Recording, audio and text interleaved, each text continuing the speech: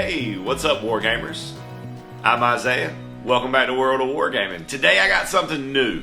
Today I'm going to be playing a game that Mike Hutchinson released in 2020. If you're not familiar with Mike Hutchinson, he is the author of Gaslands. The one game of all games that I feel every Wargamer should play. But I'm not here to talk about Gaslands today. If you'd like to hear me talk about Gaslands, here's a link to that playlist. However, if you'd like to hear me talk about Perilous Tales, stick around. So Perilous Tales is a solo co-op adventure game that Mike released during the height of the pandemic and everything. I recently stumbled across it. It's a free rule setter. It's a PDF download from Planet Smasher Games. I'll throw a link to that in the descriptions if you want to go track it down and find it. But you play as a party of regular Joes who are being thrown into supernatural circumstance and happenstance. You build an episode with this. So it has a lot of random generation. You randomly generate a place, randomly generate the objectives, randomly generate the monsters you're going to be fighting. However, I don't have all the models that I would really need to do the random generation. So I'm going to be just kind of picking and choosing what I fight against and how I do that as I go. I am going to be using, because I've had these rules for a while and I've been kind of agonizing over, what am I going to do? Because I don't really have that many modern-ish models. It's kind of a pulpy game, so, most of the 20th century up to like maybe 60s, 70s, I'd say. Obviously you can use whatever you want. I am going to be using some models from my U.S. Airborne bolt action collection. So it's going to be kind of a Hellboy-ish vibe. Military unit goes out in search of the occult or to fight the occult or the supernatural or whatever, kind of a counter, because everybody knows, that Hitler had his obsessions with the occult. So we're just going to kind of go play with that theme. So if you haven't hit the like button, the subscribe button, the bell notification, please consider doing that for me. It really does help me out. And let's go take a look at episode 1 of Perilous Tales. Alright, friends. So here I have gathered all the things that I'm going to need to play Perilous Tales. So before we get into the game, let's quickly talk about the things that we need to play the game. So we need D10s for this game. It's good to have if you have several of one color and some of another color, because of how the hitting and skill check system works, which we'll get to as usual as we play. You'll need your team of models. You'll need some enemy models. You'll need some terrain of some kind, however you want to do it. The game is played on a 2x2 board. So as with most things that I do, I usually buy full-size mats, so I just section off the amount of table that I need to play. You will need some tokens. Now these come as, you can print out these sheets as well. I've printed these on cardstock and they work great. So these are your threat markers. These get shuffled up and placed down, face down, which we'll look at, and we'll look at how that's done in a second. These are your potential objective tokens. And obviously you need some measuring devices. I find that these are perfect both for this kind of combination. A full-on tape measure isn't, in my opinion, the best measuring device for this game, because at most, this gives you your middle of the board, and the max range on any of the guns is potentially 14, so you would need a tape measure for that. But it's a fairly small board, which I like a lot. Moving on. So the first step of setting up the game is to choose your villains. Now there's a long list of them. There's 19 here. So you can just roll a d20 if you have, models to cover all of this, or you can go in and pick what you have that suits your collection. I'm going to be playing the Wolfman as my villain. So I will be needing, flippity flip, one werewolf who's a full-on master werewolf. He's the master villain. Up to 2 young werewolves, or at least 1 young werewolf, and at least 3 to 5, or at least 3 wolves. 3, 4, 5. At least 3 wolves, but maybe more. I have, I think, 4 wolves. And that covers my villain. Next step is to determine your location. Again, if you have terrain that's suitable for any of these, you can roll a dice and go from there. I'm going to be doing some spooky woods. Now, for spooky woods, every location has a set of perils that go with it. The spooky woods aren't really in there, so I'm going to go with just basic location, which is 1,000 cuts, unsteady underfoot, and disaster strikes. I may have chosen a different one, but we're going to go with this one here. Next step is to determine your objectives, and there are quite a few of these. You get to pick 3 of them. Now, you can determine these randomly, or you can pick them thematically to fit the rest of the mission, or you could just pick them for advantage. So I'm going to be picking ones that make sense for the story I'm building in my head, which we might talk about here in a second. So for my objectives, I'm going to go with Hunt the Fiends, which is points for killing minions. I'm going to go with Kill the Master, which is points for killing the big boss. And I'm going to go with Escape, which is points for getting models off the villain board edge, which on the table I have set up will be villain board edge and party board edge. Because what's happening here is this unit of paratroopers has jumped into Normandy, but they're not there for the same reason as everybody else. There are reports of lycanthropy attacks in the area, so we're out here to try to resolve this issue before somebody else resolves it in a potentially different way, because we just want them gone. So we're going to get, next step, some party. Yeah, so the next step is set up your party. So with your party, playing by yourself, you get a leader and 4 teammates. And as you add players, you get fewer teammates. Each teammate gets to pick a trait, and your leader gets to pick 2 traits. So my leader has Tough and Brute. Tough gives him 1 damage reduction per time he takes damage. Brute gives him +3 to hand. Marksman, this is Bo, my marksman. He has advantage for shooting attacks, and he has an extra 4 inches of range. This is Hawkeye. He has the eagle-eyed trait. That means that he can use spot hidden, which we'll take a look at when we get to it in game. This is Hank. He is a medic, so he can make a skill check to heal and remove wounds. And this is Tex, who is a crack shot. Tex gets 1 additional skill dice when he makes a shooting attack. By the way, Tex, not from Texas, he's from Arkansas. So when it comes to setting up your threat markers, which are what everything starts as, you don't actually start with enemy models on the table, you just start with these dots that kind of can move around and stuff. It's really cool and cinematic. So we roll a d10 here, and that's how we set up the board. I got an 8, so we're going to set it up as encircling, which is fitting because I'm hunting a pack of wolves. All right, so all of our threat markers are set up on the table. Next step will be to set up the heroes, and they go within 2 inches of the table edge, but not touching the table edge. And there stands the brave unit. So, before we get into this, terrain. Terrain can be a few different things in this game. It can be open, or it can be difficult or impassable, but it could also be obscuring or blocking. Open is just whatever. So all of this would represent open ground. Difficult terrain means you move at half speed through it. Impassable means you can't move through it. Obscuring means it doesn't block line of sight, but it does give cover.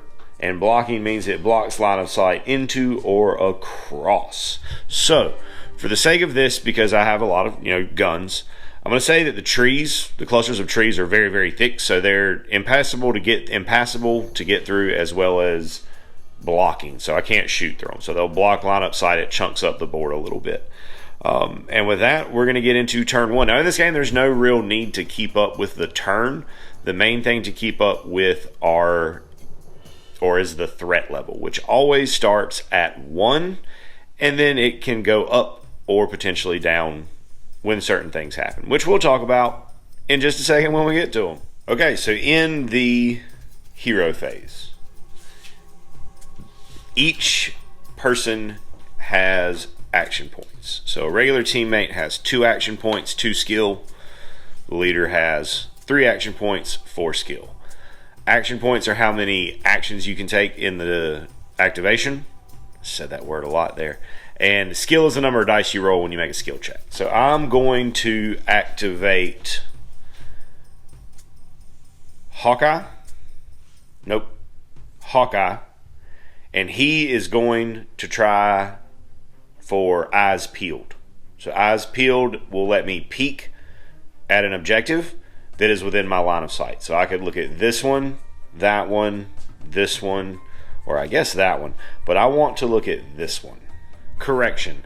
not eyes peeled, spots hidden.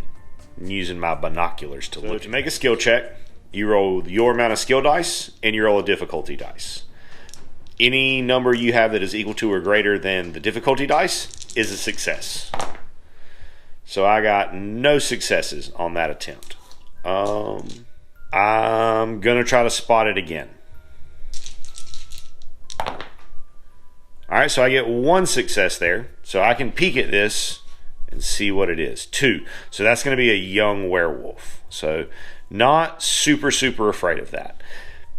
If a hero finishes their activation within 6 inches of a threat marker, it will immediately flip over and the resulting thing number associated to it will happen. In this page, it will tell you what number each threat marker is for the monster. So number 1 is the werewolf master. Number 2 is a young werewolf. 3 through 5 are just wolves. 6 through 8 are your perils that you generate for your location. And then whatever number it is, that's what you do. Luckily, in this game, you can pre-measure at any time. So what I'm going to do is I'm going to activate Hank. Nope, not Hank. Dan. I'm going to activate Dan, Lieutenant Dan, my leader, and he's going to move up. No, he's going to give Bo a pep talk and give him advantage on his next shot. Okay, so because he's a marksman, he has advantage on any shooting attack. Because, oh wait, never mind. The rest of his actions, I'm going to move Dan up towards that objective, but I'm going to stay outside of 6 inches from him. And with his second action, he's going to also give a pep talk to Hank the medic. Right, next activation, I'm going to move Hank up. And then I'm going to move... This is... Hawkeye. Nope. This is Tex. Tex is going to move up to beside here.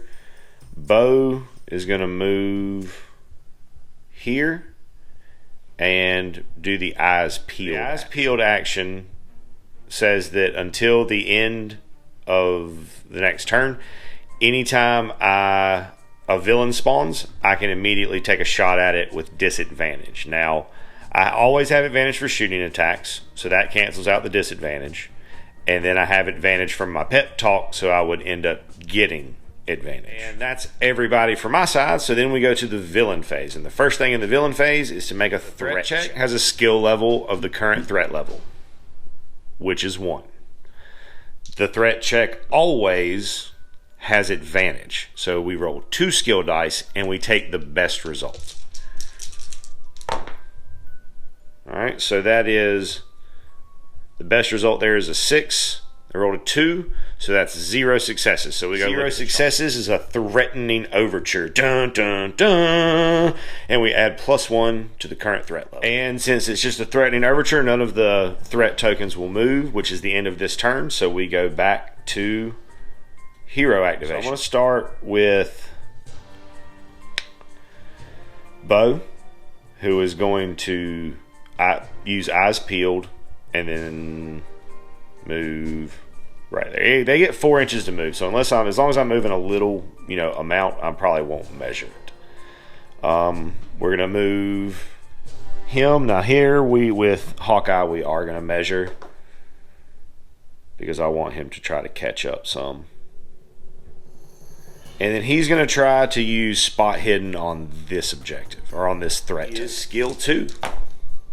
That's a 5. I got a 9. So that will be a success. Peek. 7. That's going to be one of the perils. 7 is unsteady underfoot. So next up, I'm going to move this fellow up just a hair. He's going to stop right there. And then I'm going to have him give this fellow a pep talk. And then Lieutenant Dan is going to move up to within 6. Yep, and we're going to activate this threat marker.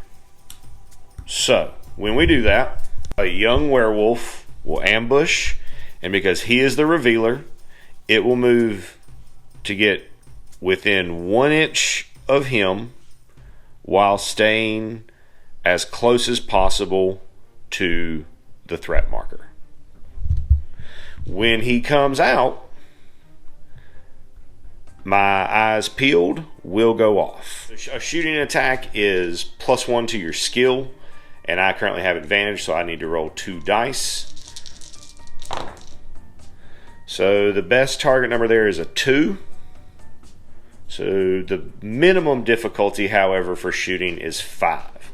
So even though I rolled the 2, that minimum difficulty overrides that, so I need 5s. Luckily, I have 2 10s and an 8. So the 10s are crits. Each one of those is an extra hit. Every one of these successes is damage on that model, which I don't think will kill him, but will definitely ruin his day. Leaving that young werewolf with 5 damage on it, 1 health remaining. As soon as a threat marker is activated, it ambushes. We immediately go to the villainous phase, which means it's a threat check. So again, 2 dice for advantage, 2 dice because the current threat level is 2. Best of those is 6, giving 1 success. So again, we go check 1 to 2, the Noose Titans. We move each unrevealed threat marker. If there is a hero within 10, we move it 1 inch towards them. Otherwise, we move it 1 inch towards the center of the board, then apply the threatening overture result. So we'll move the things, and then the threat level will go up to 3. Everything creeping in toward... Oh, wait, there's also a marker in here that I'll move in just a second. There was one in the house.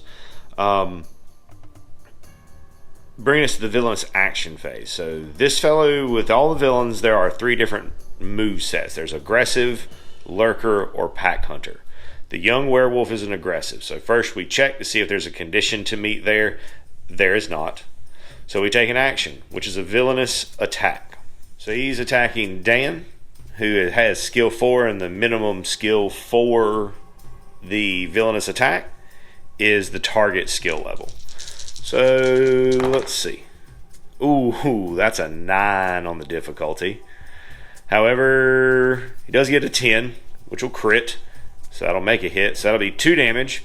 Now, Lieutenant Dan is tough, so he will ignore the first damage taken. And that one just came through the window. It was inside. Now it's outside. And then that will end it for him. Bringing us back to hero activations, where I'm going to activate Lieutenant Dan. No, I'm not. I'm going to activate this one. I'm going to move him up, and I'm going to attack. It's just a regular teammate. I'm skill 2, but I have advantage on the attack because I am supported. There's more friendlies than there are enemies. So I rolled 2 2s, which is really good, but the minimum difficulty on this is the target skill, which is 4. So that'll be with a crit, 3 hits, which is enough to kill that werewolf. That would also, I assume, probably use up that. Okay, with that being done, Lieutenant Dan has 2 yes, so I don't have to. I'm going to activate Hawkeye. I'm going to try to spot hidden on this objective. Skill 2, difficulty 3, that's 2 successes. So let's take there. What you got? That's a 3, so that is a regular wolf that had somehow gotten in the house. And then Hawkeye is going to move. Now, teammates always treat each other as being open terrain. So you can move through and shoot through your teammates, and your models in this game have no facing. So I'm going to move him to right there. I'm going to move Bo up, and he's gonna use eyes peeled. I'm going to move Hank up. Wait, no. I'm going to move Hank up, yes, to right here. And I'm going to use first aid on advantage because of my pep talk. Yeah. 2 successes. So each of those would heal 2 damage each. He's only got 1 on him.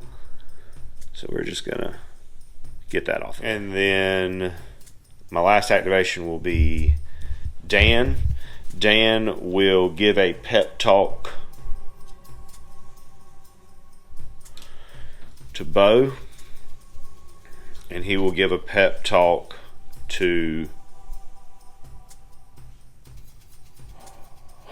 Tex. He will give one to Tex, and then he will move himself up 4 inches. Right there. And then we'll go to villain phase. Threat check. So that's 2 successes. 2 successes will be another example of the Noose type. It doesn't get any of the threat markers close enough to trigger. So we'll go back to the next hero phase. Hero phase.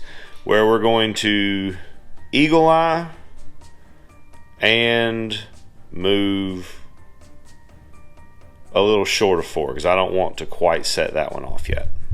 So Tex, Bo, and Hank just moving up, staying outside of 6 of that threat marker. I'm going to use spot hidden here and try to see this objective. I already used my pep talk. I get a success. Difficulty 8, got a 9. An 8, which is another one of the perils. Leaving me with Hank, who will give a pep talk here and a pep talk here, and then we'll move 4.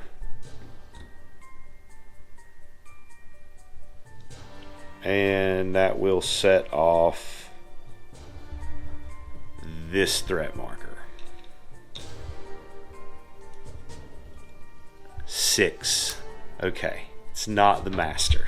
Okay, so we activated a threat marker, so we go to the villain phase. So we first take our threat check. Current threat level is 3 with advantage. So that's a 5, which will be 1 success. 1 success is the Noose Titan, so we're going to move all these objectives. Before we do that, we're going to resolve this peril, which is 1,000 cuts, I believe. 1,000 cuts. So 1,000 cuts says, when revealed, the revealer suffers a skill 3 attack. This peril remains in play. If a hero activates within 6 inches of this peril, they suffer a skill 3 attack. Okay, so skill 3 against the leader. Getting an 8, but rolling a 9, 10, crit. So that's 3 successes, so I will take 2 damage because I'm the threat markers advancing in and up right there. So yeah, so this one and this one are very close, but they are currently out. This one, however, will activate. That is 7, which is unsteady underfoot. When revealed, the revealer must pass a skill check or immediately be knocked down. Skill 5, I roll a 9, so I pass. I stay on my feet. This one will also stay in play, although unlike the 1,000 cuts, this will only activate when I end a movement within 6. And with currently having no villains on the board, that will do it for me.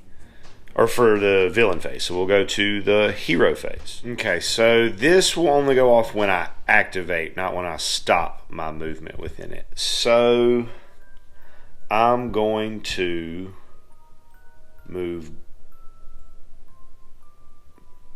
Bo up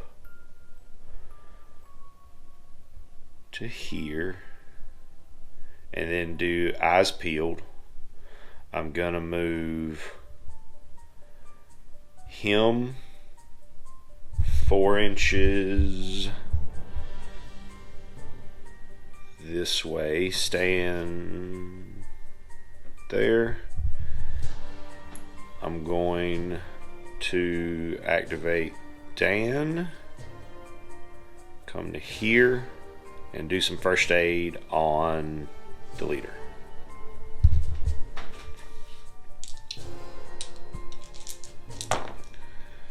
That's cocked.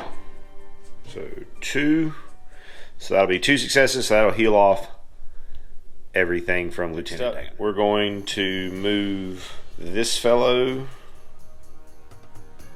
over to here. And he's going to try to spot hidden on this threat token. Difficulty 5, yes, success. Let's see what's under there. 4 is a regular wolf. So I'm now going to activate Dan, who's starting his activation within range of this peril right there. So I got to take the attack. Gets 2 successes because of the crit. So I will take 1. Dan will, before moving, he's going to give a pep talk to these two,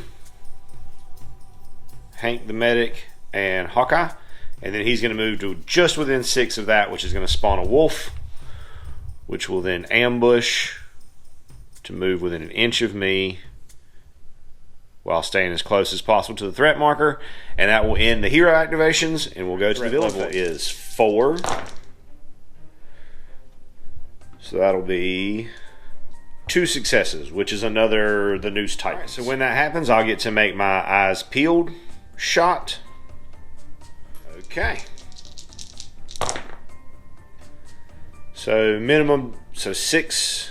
Wait, I have advantage, so the better one would be 3, but the minimum for shooting is 5, so the 3 would go to 5. So this is a miss, this is a hit, this is a hit, this is a crit, so I get an extra hit. So 3 damage to that. Field goes off. The noose is tightened. My threat level has gone up to 5. We go to villainous actions, which will be this guy doing some stuff to him. Now he has the pack hunter attack, so he'll have a different chain of action. So with pack hunter, if there are no other, the first one is your check. So there are no other villains within 3 inches of this model. It switches and uses the lurker behavior. So we check here, the threat level is not greater than 7, and all the threat markers have not been revealed, so it will use aggressive behavior. No, if it's 7 or greater, or all the threat markers are revealed, you use aggressive behavior. Neither of those things match, so we stay with lurker. So we go to 3, which is their action, which is raise the alarm, which is a range 1 inch. They're not within 1 inch of an unrevealed threat marker, so nothing happens there. Then they'll perform a villainous attack. So the wolf will activate and will attack Dan because he is closest. He's within range of the attack. Now he is also wounded, which means scent of blood bonus will kick in, and the wolf gets 1 extra skill. So 8, he got 1 success, which my toughness will negate, so no damage. He will move, he'll have a movement, so he will skulk, where he will just move 6 inches away towards the nearest unrevealed threat marker. Which is that one, and that will end the phase. Okay, so I'm going to activate Dan. Dan is still in range of the 1,000 cuts peril.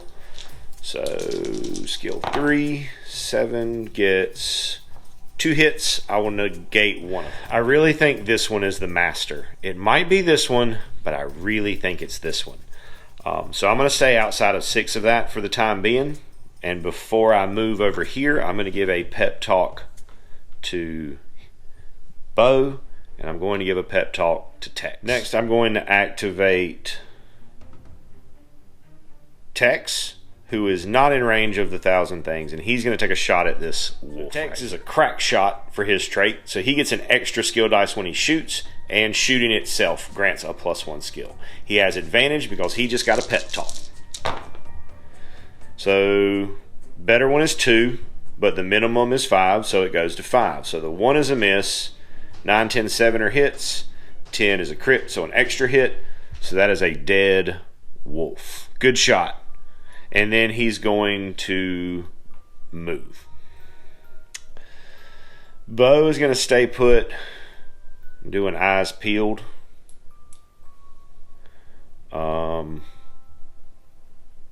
Hank is going to move up and first aid advantage.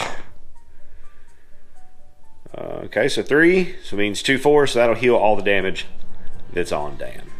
Hawkeye's going to move up, and we're going to try to spot hidden on this. I have advantage for my pep talk. So that's a 2, which means I get a success, so let's see if you're the master. Nope, you're just another wolf. Which means this one back here has to be the master. And my hero activations. So we'll go to a threat check. So, ooh, okay. So 1 is better. And so that's 5 successes. So a lot of things are going to happen here. First off, we're going to spawn a minion closest to him because they all have pretty much the same number within 3. He is the closest to the heroic board edge. So we'll randomize what that minion's going to be. Next, everybody's going to make a horror check, which let's go ahead and talk about that. So a horror check, well, no, because I need to do it in order. So hold on.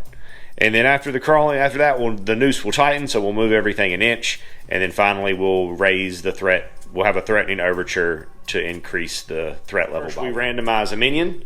So even will be a young werewolf, odd will be a wolf. Odd is a wolf. Okay, so this is a enemy spawning in line of sight of him. So he will use his eyes peeled right there. That'll be skill 3 with advantage. So 3 is the best, but the minimum is 5. So I will deal 1 damage. So then we take horror checks. So horror checks is just a skill test, and if you fail it, you'll run away or potentially bad things will happen. So we'll start with Bo. Passes. Difficulty 4, got a 9. Then we'll do Hawkeye, who passes. Then we'll do Hank, the medic, who does not pass. So he'll be running away somewhere. Then we've got Tex, who will also fail, and then we've got Dan, who will pass. All right, so both of them who failed, Tex and Dan, will take a walk action in the opposite direction of the closest enemy that's in line of sight, which will be this one. So they're both going to walk that way. At that point, the noose tightens, and this wolf is in range of him. He will then ambush. So then we get to villain phase proper, where these two are going to be doing their activations. So we're going to start with this one, I think. We activate them in, I was wrong, it's this one, because we activate them in order of how close they are to the heroic board edge. So this one will activate first. So this wolf is going to be attacking and then skulking. Skill 3 for the wolf. Oh, so if you roll a 10 for your difficulty dice, that is a misfortune, and it is an immediate skill check. This wolf will then follow the same course of action. It will attack and then skulk. So it got a 3, which means it has 2 successes. I will negate one of them with tough and take a damage. That wolf will then skulk to here. All right, bringing us to hero activations. So I'm going to activate Dan, who is within range of this, so he's going to have to take a... He's going to have to get attacked. Skill 3. Difficulty 4. So that'll be 3 hits, of which I will ignore 1, so 2. Hawkeye will activate next. He is also within range of the 1,000 Cuts peril. So, same thing. Whew. So 2 hits, move away, and shoot at that wolf. Oh. So 5, so that'll be 4 hits, which is enough to plink that wolf off the table. Next, I'm going to activate Hank, who is not within 6 of that peril, so he's just going to move on through. Tex is going to move up and then take a shot at this wolf to right there. Tex is a crack shot, so he gets 1 extra dice for being a crack shot and 1 extra dice because shooting is +1. Oh, that is a misfortune. Ooh! So once per game, you get what is called a last ditch. And I'm going to use it right here to re-roll this dice. You get 1 just built-in re-roll. 8. So that'll still land me 2 hits on that wolf. Bo is then going to move up to get range to shoot at this wolf, get a line of sight to shoot at this wolf. Right there. Now, Bo is a marksman, so he always has advantage to his shooting attacks. And he has an additional 4 inches of range. So 4 is the better, but 5 is the minimum. So that's 2 hits, which is enough to kill that wolf. That's all of my activations, so we'll go to hero phase or villain phase, and we'll make a threat check at skill 6. So, okay, so 1 is the best. So that'll be 5 successes. This one is not a success because a roll of 1 in the skill pool is always a fail. Start with From the Shadows. These guys will be tied for which one has the fewest models within 3 inches. So we'll randomize. Even for bow. 3, so that's odd, so it will come in closest to my board edge, engaging. For a wolf, text. Odd for a young werewolf. Even for a wolf. Horror check, so for bow, he fails. For Tex, he passes. For Hank, he passes. For Hawkeye, he passes. And for Dan, he passes. This is where everything has ended up after the noose tightened. So this wolf will spring to here. This wolf will activate first in the villain phase because, again, it is closest to the heroic board. Skill 4 because I'm wounded. So that's a 9. So they'll get 1 hit, which I will ignore with Wolf is attacking Tex, who is not wounded. So skill 3. No damage. End of the villain phase. We go back to heroic actions. So I'm going to move Hawkeye up and attack this wolf. Skill 2 with advantage. So we'll take the the 1, pitch the 4. The minimum target number is equal to the target skill, which is 3. So the 3 and the 10 will both hit. 10 will proc another hit, which will be for critting, which will be 3 damage. And Lieutenant Dan will swing. He'll have skill 4, plus 3 for being a brute, and then advantage. So I should absolutely demolish this wolf. The red dice are the skill dice.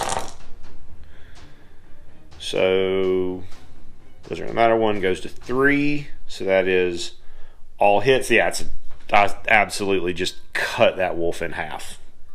I still have 2 actions. So I'm going to give a pep talk here. And then move back. No. Move over this. I'm going to move over this way. It does put me ending my movement in the unsteady ground. The skill check or get knocked down. I fail that skill check, so I am knocked down. So we're going to activate Hank. We're going to move here, and we're going to put some first aid on it because I had a pep talk. Keep the 2, 3 successes. So that is all of his damage. Activate Tex, who's going to try to fight that wolf. Scoring 2 hits on the wolf. Bo will be activating. He'll have to take that skill 3 attack from the 1,000 cuts, and he'll take 3 damage there. Bo is going to use Eyes Peeled and then move forward.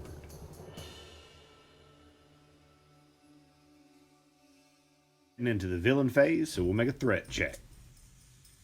Currently skill 7 for the threat check.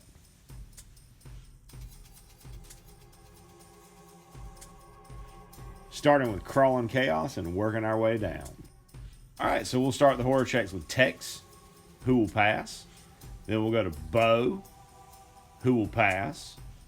And then we'll go to Hank, who will pass. We'll go to Dan, who will pass. And lastly, we'll get Hawkeye. Everybody passes. And then this wolf will attack Tex. Not wounded yet. That'll miss. So that's 2 hits, though. Bringing us back to the hero phase, where I am going to start over here and try to finish off this wolf. So we'll go hand to hand. 6. So that's 1 damage.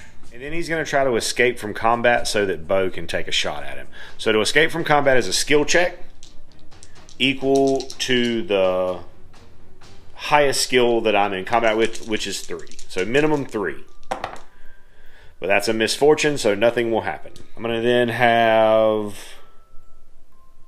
Hank move up and put some first aid. Try to put some first aid on. All right. Yep, so that'll heal him all the way back. Himself will then use an action to stand up. And he will move 4 to here. Which puts me within 4 of him. So then I'm going to give a pet talk to Bo. And I'm going to have to take a fall down test for still ending my activation within 6 of that. All right, can you keep your feet? You can keep your feet. We're going to activate Hawkeye, who's going to double move to right here. I don't want to be in range of that objective. I just want to be closer. Then we're going to go to Bo, who's going to eyes peeled, and then move to within 6 of that last marker. And flip it over to reveal the master. The elder werewolf. So he is here and will jump through that window to there, where I will then get to take an eyes peeled shot at him. Advantage on the attack. So that'll be target 5, so 1 hit. We make our threat check. We're currently at threat level 9 because it goes up by 1 when the master is revealed. Probably going to end the game. Yes, because that will ultimately make this go up, which says the game ends under 3 conditions. The game ends when the end game condition on an objective is met. The game ends when all of the party are either dead or have left the board, or the game ends when the current threat level is 10. And I would assume that I don't know if it ends immediately or if it would finish the round. But I think it would end immediately. Oh no, sorry. Never mind. At the end of each game round. Which the end of the game round would be once the villain attacked. So we still need to do his actions to see, because it could affect my final score. So he will swing at Bo. So the master is normally skill 7 for the Wolfman. However, here it will be 8 because Bo is wounded. So that's rough. So 4, and then so the 2 misses, the 3 misses. That's 2, 4, 6, 8 damage, which is enough to just absolutely eviscerate poor Bo. When a hero dies within line of sight and I think 8 inches of another hero, everybody who sees it happen has to take into effect Dan and Hawkeye. So for Lieutenant Dan, passes, and for Hawkeye, passes to the end of the round and to the end of my not first game of Perilous Tales, but this is, I played through it maybe 2 or 3 times to get a feel for the rules, and then I think it went pretty well. This is a really, really enjoyable game. It can be very rewarding if you play, that felt good, it felt like I was moving through, as a unit and doing things. And everything started kind of get crazy. I kind of wish I had maybe timed some of my movements better to put myself into a better position to get more of my objectives. I did get 3 points. I didn't escape with anybody, and I didn't kill the master. So in this game, there's no continuity between games. You don't get better or carry over, but there is kind of a scorecard at the end of each mission, and then you get an A, B, C, D, E, F. So let's see how I did. So my leader is alive, so I get +1. I lost Bo right at the end there, so I don't get this one, but the whole party's not dead, so I don't lose one. And then I'll get 3 points for Hunt the Fiends, which was my objective to kill minions. I did not escape with anybody, and I did not kill the master. So bring me to a total of 4 points, which is a D. A near thing, not the party's proudest episode. But that's going to do it, guys, for this adventure of Division Zero into the supernatural world of World War II. Thanks so much for stopping by, hanging out with me while I rolled some dice today. I hope you have an amazing rest of your day, and as always, may the dice be ever in your favor. And as always, I'd like to say a big, huge, from the bottom of my heart, thank you to our patrons who support us and pledge to us over on Patreon. You guys are the absolute best. If you enjoyed the content you saw here today and that's something that you would like to consider doing to help out the channel, go over there, check out the link in the description, check out the Patreon. There's a lot of cool stuff over there, including access to our Discord server. Talk to me, hang out with me, talk about our work, what we got going on in the hobby, some shout outs, all kinds of cool stuff. Check it out if that's something that you think you would be into. And regardless of whether or not you do that, I want you to know that I am incredibly grateful that you decided to stop by and spend part of your day with me today, rolling dice and pushing toy soldiers around. I hope you have an amazing rest of your day, and as always, may the dice be ever in your favor.